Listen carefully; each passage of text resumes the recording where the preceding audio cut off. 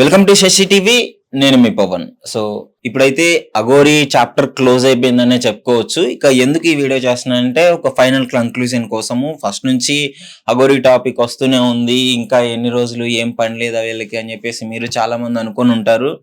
But anyways final గా అఘోరి అయితే జైలుకి వెళ్ళడం జరిగింది. సో ఏంటి తన మొదటి భార్య ఎవరైతే రాధిక గారి కేసు పెట్టారో అదే విధంగా ఈ అంబేద్కర్ ని దూషించినట్టు మా జర్నలిస్ట్ భాను గారు కూడా క్లియర్ గా ఫైట్ చేయడం జరిగింది. సో చాలా మంది రుద్రస్వామి గారు కావచ్చు, ఇంకా చాలా మంది ఇందులో పాల్గొని ఆ అఘోరిని అయితే అరెస్ట్ చేసే వరకు వదలలేదు. ఆజాద్ గారు కావచ్చు. సో అంటే ఎంతో మంది కృషి ఉన్నా గానీ మరి ఎందుకు ఈ మీడియా వాళ్ళు ఏదో పెద్ద ఒక ఉగ్రవాదిని అరెస్ట్ చేసినట్టు ఎందుకు ఇంత బిల్డప్ ఇస్తున్నారు, అఘోరికి ఎందుకు ఇంత హైప్ ఇస్తున్నారు అని చెప్పేసి చాలా మంది మాట్లాడడం జరిగింది. నన్ను కూడా అడగడం జరిగింది మా ఫ్రెండ్స్, ఏంటి అసలు ఏం సమస్యలు ఇవ్వ మీకు, ఎందుకని ఈ విధంగా చేస్తున్నారు, అఘోరి ఒక్కడే కంటెంటా అంటే అఘోరి ఒక్కడే కంటెంట్ కాదు. అఘోరి వల్ల ఏమవుతుందంటే ఇప్పుడు ఈ భక్తిని ఫేస్ ఆఫ్ భక్తిలో వాడు నడిపించే అన్ని ఆ దారుణాలు, ఆ లంగా పనులు, ఆ చెత్త దానివల్ల ఒక సెక్టర్ ఆఫ్ ఒక అమౌంట్ ఆఫ్ వాళ్ళు ఉంటారు కదా ఒరిజినల్ భక్తులు, వాళ్ళు తప్పుదో పట్టే అవకాశం ఉంది లిటరలీ. సో ఏమైందంటే వాళ్ళు జెన్యున్ గా దేవుని నమ్ముకొని నిజాయితీగా ఉండేటోళ్ళు అఘోరి వచ్చి ఈ విధంగా చేస్తే ఇది కూడా అందులోనే భాగమేమో అనుకొని లక్షల డబ్బులు ఇవ్వడము, అంటే వాడు చెప్పే మాయ మాటలకి మోసపోవడము, ఈ క్షుద్ర పూజలు చేసి మీలో ఉన్న దెయ్యాన్ని పోగొడతాను, మీ ఇంట్లో ఉన్న శనిని పోగొడతాను, అంటే మీకు విజయం సక్సెస్ వచ్చేలాగా చేస్తాను అని చెప్పేసి ఈ విధంగా మాట్లాడడం వల్ల ఒక సెక్టర్ ఆఫ్ అమౌంట్ ఆఫ్ ఎవరైతే ఉన్నారో వాళ్ళు కూడా ఆ లోయలో పడిపోయి వాడి మాయలో పడిపోయి అనవసరంగా డబ్బులు పోగొట్టుకునే అవకాశం ఉంది. ఇంకోటి అమాయకమైన ఆడపిల్లలు, అంటే వాళ్ళు తెలిసి చేస్తున్నారా తెలియక చేస్తున్నారా పక్కన పెడితే వీడి వలలో పడిపోతున్నాడు. సో అంటే మనం ఒక ప్రాణాన్ని కాపాడినట్టే కదా. సో అందుకే ఇక మీదట ఎవ్వరు ఈ అఘోరి గాడి మాయలో పడిపోవద్దు అని చెప్పేసి క్లియర్ గా వాడు చేసిన ఆ చెత్త కన్న కఠోర పనులన్నీ బయట పెట్టడం జరిగింది అన్ని మీడియా వాళ్ళు. వాడు పోలీసులను తిడతాడు, రాజ్యాంగ నిర్మాత అంబేద్కర్ గారిని తిడతారు, మన చట్టాలను తిడతాడు, అందరినీ తిడతాడు వాడు. మళ్ళీ సనాతన ధర్మం అని పేరు చెప్పుకొని బతికేస్తాడు. ఎక్కడుంది సనాతన ధర్మంలో వీళ్ళని తిట్టమని? ఎక్కడుంది సనాతన ధర్మంలో పేరెంట్స్ నుంచి పిల్లల్ని దూరం చేయమని? ఎక్కడుంది సనాతన ధర్మంలో దుర్భాషలు ఆడమని? ఎక్కడుంది సనాతన ధర్మంలో రోడ్ల మీద బట్టలు ఇప్పుకొని తిరగమని? వాడు వాడు తలకిందులకు తపస్సు చేసి ఇంకో 20 ఏళ్ళు కాశ్మీర్లో ఆ హిమాలయ పర్వతాల్లో తపస్సులు చేసి యాగాలు చేసినా అది చూపించలేడు, ఎందుకంటే లేదు కాబట్టి. మరి ఎందుకని హిందూ ధర్మాలని హిందూయిజాన్ని పెట్టుకొని క్రిస్టియన్లు నరికేస్తా ముస్లింలు నరికేస్తా అని చెప్పేసి మాట్లాడుతున్నాడంటే నేను అనకూడదు. మన హిందూ సోదరులు ఎలా ఉంటారంటే కొంచెం ఆవేశపరులు.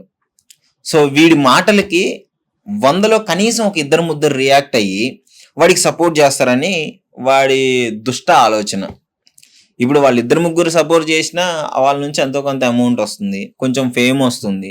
దీన్ని యూజ్ చేసుకొని ఫర్దర్ గా వాడు లైఫ్ కొనసాగి, ఎందుకంటే మనోడికి ఏ పని చేత కాదు, కాయ కట్ చేశారు, ఇంకేం చేస్తాడు చెప్పండి, బయట తిరగలేడు.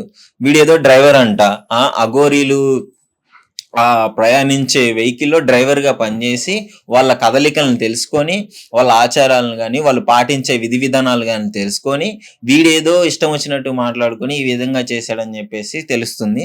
సో ఏదున్నా క్లియర్ గా ఆలోచించాలి.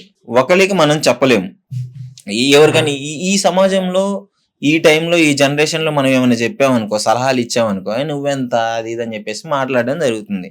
సో ఇలాంటి దాంట్లో ఇంత ఈజీగా యూత్ అంతా ఈ వీడి మాయ ముసుగులో ఎట్లా పడిపోతున్నారో నాకైతే అర్థం కావట్లేదు. సో ఫైనల్ గా అఘోరిని అయితే అరెస్ట్ చేశారు. ఇంకో దారుణమైన విషయం ఏంటంటే, నాకు చాలా బాధ కలిగించే విషయం ఏంటంటే, నేను మీతో పర్సనల్ గా షేర్ చేసుకుందాం అనుకుంటున్నాను. మీకు అంతా తెలిసిందే, భాను గారు అక్కడ నుంచి విజయవాడ నుంచి వర్షిని వాళ్ళ పేరెంట్స్ ని తీసుకొని వచ్చి స్టేషన్ వరకు నిన్నంతా వాళ్ళకి సపోర్ట్ గా నిలబడ్డాడు కదా, వర్షిని న్యాయం కోసమే కదా.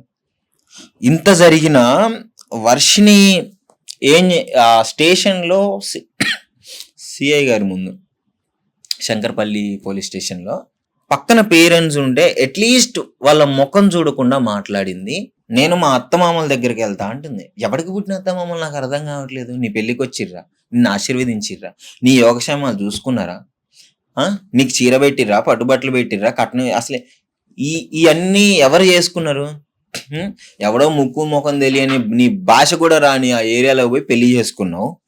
ఇప్పుడు ఎక్కడి నుంచి వచ్చారు అత్తమామలు? నీకు అత్తమామలు ఉంటే నువ్వు ఇక్కడే ఉండొచ్చు కదా. పెళ్లి చేసుకోగానే నాకు డౌట్, ఆడపిల్లకి పెళ్ళి అయితే ఒకటి పుట్టింట్లో ఉండాలి, 2 అత్తగారింట్లో ఉండాలి. వీళ్ళు దేశాలు పట్టుకొని తిరుగుకుంటా, ఇష్టం వచ్చినట్టు గుళ్ళు గోపురాలు తిరుగుకుంటా, హిందూ ధర్మాలను మోసం చేసుకుంటా ఇప్పుడు ఎక్కడి నుంచి వచ్చి అత్తమామ? ఎందుకంటే అఘోరి అరెస్ట్ అయ్యారు కాబట్టి. మరి అలాంటి వాళ్ళని చేసుకుంటే ఇట్లానే రోడ్డు మీద పడాల్సి వస్తుంది. ఇప్పుడు వాళ్ళు ఎందుకు యాక్సెప్ట్ చేస్తారు అత్తమామలైనా? నువ్వు చేసిన ఘనకార్యాలు ఎట్లున్నాయి? ఇంత సపోర్ట్ చేస్తే నేను పోను మా పేరెంట్స్ కాడికి, వాళ్ళ కాడికి పోతే నేను మెంటల్గా హింసిస్తాను. నిన్ను 23 సంవత్సరాలు 24 సంవత్సరాల కంటికి రెప్పలా కాచుకొని పెంచారు, నిన్ను చదివించుకొని. మీ నాన్న పరిస్థితి నీకు తెలుసు కదా వర్షిని, మీ అమ్మ పరిస్థితి తెలుసు కదా, మీ కుటుంబ పరిస్థితి తెలుసు కదా. అంటే ఇన్ని తెలిసి నువ్వు ఎట్లా మాట్లాడగలుగుతున్నావు? నిన్న వర్షిని కారులో పోలీసు వాళ్ళు తీసుకెళ్తుంటే పాపం నాకు అంటే కన్నీళ్ళు ఆగలేదు. వాళ్ళ నాన్న రోడ్డు మీద కింద పడుకుంటా కారెమ్మడి పడి వెళ్ళిపోతున్నాడు. ఒక్కసారి చూడన్నానా నా వైపు, ఒకసారి మాట్లాడినానా అని చెప్పేసి. అంటే అర్థం చేసుకోండి, కన్న కూతురుని పోలీస్ వాళ్ళు రీహాబిలిటేషన్ సెంటర్కి తీసుకెళ్తుంటే ఆమె మానసిక పరిస్థితి బాగాలేదు, మా కంట్రోల్లో ఒక 15 రోజులు ఉంచుకుంటామని చెప్పేసి తీసుకెళ్తుంటే ఆయన కారెమ్మడి పడి ఇష్టం వచ్చినట్టు, అంటే ఆ టైంలో ఆయన ఆలోచించలేదు. ఆయన అప్పటికే ఆయన హెల్త్ బాగాలేదు, అయినా కానీ అంత బాధతో ఆయన వెళ్తుంటే అట్లీస్ట్ కారు కూడా ఆపి మా నాన్నతో మాట్లాడాలి అని చెప్పలేదు వర్షిని. అంటే ఇలాంటి పరిస్థితుల్లో వాళ్ళు ఇంకా నా కూతుర్ని నేను తెచ్చుకోవాలనుకుంటున్నాను, నా కూతురు అఘోరీగా అదే ఏదో మాయ చేశాడు అంటున్నారులే కానీ నా కూతురులో తప్పు ఉంది అని చెప్పేసి వీళ్ళు ఇంతవరకు మాట్లాడట్లేదు. అది కన్న కూతురు మీద పేరెంట్స్కి ఉండే అభిమానం. లిటరలీ మీ అందరికీ తెలుసు, తండ్రికి కూతురు మీద ఎక్కువ ప్రేమ ఉంటుంది. సో పాపం ఆయన పడే బాధ, నిన్న ఆయన మాతో కారులో మాట్లాడుతుంటే నేను చచ్చిపోతానన్నా నా కూతురు నన్ను ఆఖరి చూపు చూడటానికి వస్తుందేమో, నేను చచ్చిపోతానన్నా నా కూతురు నా ఇంటికి వస్తుందేమో అని చెప్పేసి ఎంతలా ఏడ్చాడంటే ఆయన కంట్రోల్ చేయలేకపోయాం మేమే. ఇలాంటి పరిస్థితుల్లో ఉంది. అసలు మరి వర్షిని ఏం ఆలోచిస్తుందో ఏమో తెలీదు. అఘోరీగాడు అయితే బయటికి రాడు. వర్షిని ఇది నువ్వు క్లియర్గా గుర్తుపెట్టుకో, వాడు చేసిన పనులు అలాంటివి. ఎన్ని కేసులు పెట్టినా తక్కువే, వస్తారు చిన్నగా బాధితులందరూ బయటకు వస్తుంటారు. సో మరి నీ ఇష్టం, ఇంకా నా లైఫ్ బాగుండాలి, ఇప్పటికైనా నేను రియలైజ్ అవ్వాలి అనుకుంటే నువ్వు మీ పేరెంట్స్ దగ్గరికి వెళ్ళిపో. లేదు నేను ఇలానే ఉంటా, నా లైఫ్ ఇలానే ఉంటుంది, ఇంక నేను ఎందుకు పనికిరాను, నేను రోడ్లమ్మట అడక్క తినాలి అనుకుంటే నువ్వు అఘోరీ గాడు వెళ్తావా, అఘోరీ అమ్మట వెళ్తావా, ఇంకెవరమ్మట వెళ్తావా, అది నీ ఇష్టం. సో ఇది ఫైనల్ కంక్లూజన్ అయితే ఇది జరిగింది నిన్న. వాళ్ళ పేరెంట్స్ అయితే వెళ్ళిపోవడం జరిగింది. సో పేరెంట్స్ వెళ్ళిపోయారు, ఆ అఘోరీ గాడు అయితే జైల్లోనే ఉన్నారు. సో మ్యాటర్ అయితే ఇది. ఇంకా మీరు చూసేవాళ్ళు మీకు నిన్న ఫస్ట్ నుంచి పిన్ టు పిన్ మీకు క్లియర్గా ఏం జరిగిందని చెప్పేసి ఎక్స్ప్లెయిన్ చేశాం కదా. సో మీ అభిప్రాయం ఏంటి అనేసి డెఫినెట్గా కామెంట్ రూపంలో తెలియజేయండి. Thank you.